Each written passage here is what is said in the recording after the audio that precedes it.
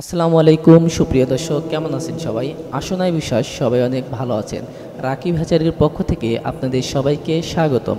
প্রিয় দর্শক, আজকের যে বিষয়টা নিয়ে আলোচনা করব তা হলো হাঁস ডিম পারে না কেন। প্রিয় দর্শক, সকলেই জানেন যে হাঁস 4 থেকে 4.5 মাস বয়সে, সর্বোচ্চ 5 মাস বয়সে ফুলদমে হাঁস ডিম পাড়া শুরু করে। কিন্তু আপনার খামারে হাঁসের 9 মাস, 10 মাস এবং অনেক খামারে 12 মাস পর্যন্ত হয়ে গেছে, অথচ ডিম পাচ্ছে না। কী কারণে হাঁস ডিম পারছে না, এই বিষয়টা নিয়েই বিস্তারিত আলোচনা করব। তাই ভিডিওটা স্কিপ না করে সম্পূর্ণ ভিডিও দেখতে থাকুন। আশা করি এই ভিডিওটার মাধ্যমে আপনার খামারেও ডিম চলে আসবে ইনশাল্লাহ। তো দর্শক, ধৈর্য সহকারে ভিডিওটা দেখুন, অল্প সময়ের ভিতরে আলোচনা করব। তো দর্শক, যারা মূলত হাঁসের বাচ্চা থেকে শুরু করেন, হাঁসের বাচ্চা দিয়ে খামার শুরু করেন, তারা মূলত প্রথম অবস্থায় যে কাজটা করবেন তা হলো খাকি ক্যাম্বেল এ গ্রেড মানের বাচ্চাটা সংগ্রহ করবেন এবং সম্পূর্ণ মহিলা বাচ্চা সংগ্রহ করবেন। শুধু যে খাকি ক্যাম্বেল সংগ্রহ করতে হবে এমন না, আপনি যদি খামার শুরু করেন ডিমের জন্য, আপনি জিল্লিং বাচ্চাও নিতে পারবেন। আপনার সবচেয়ে বেশি ভালো হবে খাকি ক্যাম্বেল এবং জিল্লিং বাচ্চা সংগ্রহ করতে হবে এবং শতকরা আপনার 10 থেকে 15 পিস পুরুষ নিতে হবে। যদি পুরুষটা নেন তাহলে আপনার হাঁসের মানে সব দিক দিয়েই ভালো থাকবে, আপনার খামারটা ভালো থাকবে। যদি মনে করেন যে না আমি পুরুষ নেব না, না নিলেও সমস্যা নেই। তো দর্শক, আপনি প্রথম অবস্থায় আপনার হাঁসের খামারে, আপনারা সবাই জানেন যে 4 থেকে 4.5 মাস বয়সে হাঁস ডিম দেয়, কিন্তু আপনার যে হাঁসের ডিম পারতেছে না 8 মাস, 9 মাস, 10 মাস হয়ে গেছে, এর কারণটা হচ্ছে আপনি খামারের হাঁসের পর্যাপ্ত পরিচর্যা করতে পারতেছেন না এবং আপনার যে মেইন সমস্যা তা হলো খাবারে।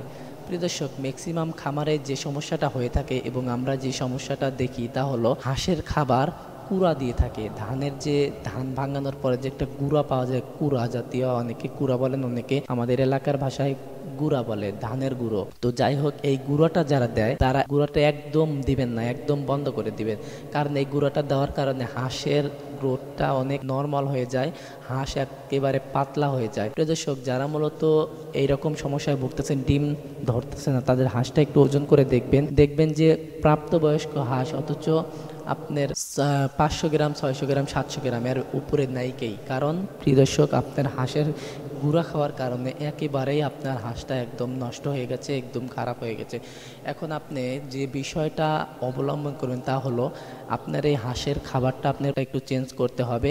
কারণ আপনার এই হাঁসের গুঁড়া খাওয়ার কারণে আপনার হাঁসটা একদম পাতলা হয়ে গেছে। এখন যে খাবারটা দিবেন তা আমি বলে দিচ্ছি।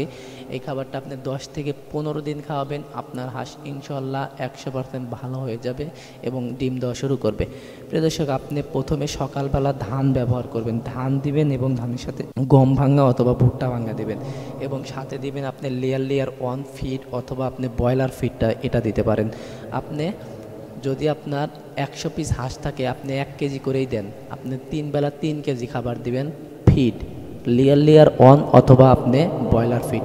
এইটা যদি 100 হাঁস থাকে, আপনি 1 কেজি করে 3 বেলা 3 কেজি দিবেন। এরকম আপনি 10 থেকে 15 দিন খাওয়াবেন, ইনশাল্লাহ আপনার খামারে ডিম চলে আসবে। আর প্রিয় দর্শক, আপনার খামারটা অবশ্যই পরিষ্কার পরিচ্ছন্ন রাখতে হবে। আপনার খামার যদি অপরিষ্কার থাকে তাহলে আপনার হাঁস কখনোই ভালো থাকবে না, অসুস্থ হয়ে পড়বে। আপনার হাঁস অসুস্থ থাকলে আপনার খামারে কখনোই ডিম দেবে না।